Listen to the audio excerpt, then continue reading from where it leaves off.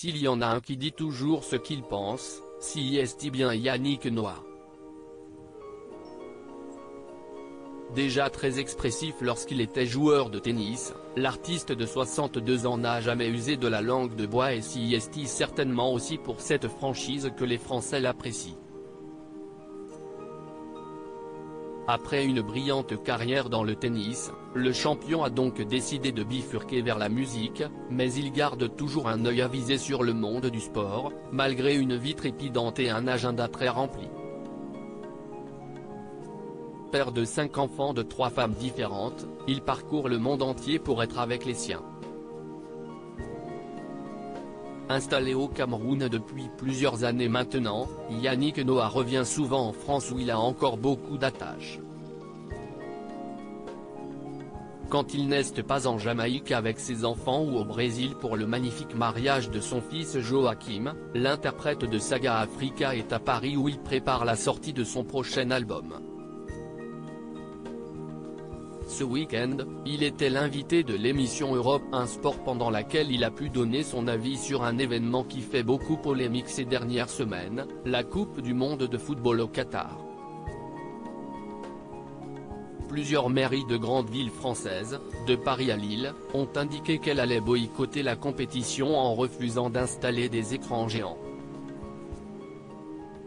On en parle aujourd'hui, alors que ça fait 6 ans qu'il fallait en parler. Je me souviens en avoir parlé il y a quelques années, au début. Et puis bien entendu, c'était un peu Don Quichotte.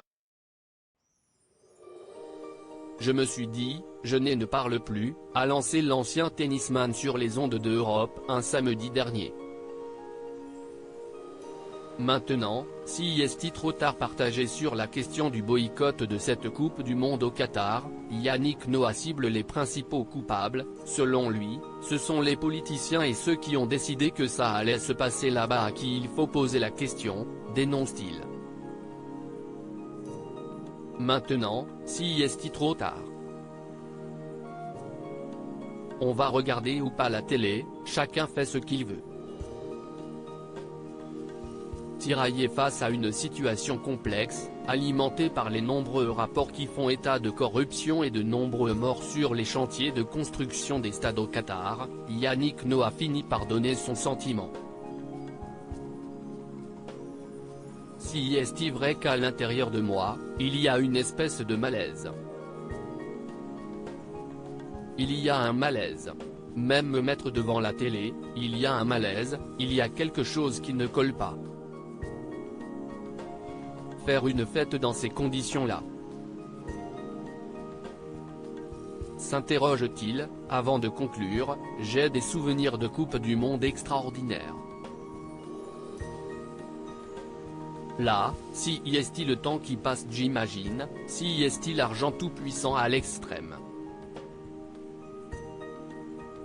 Ça me gêne.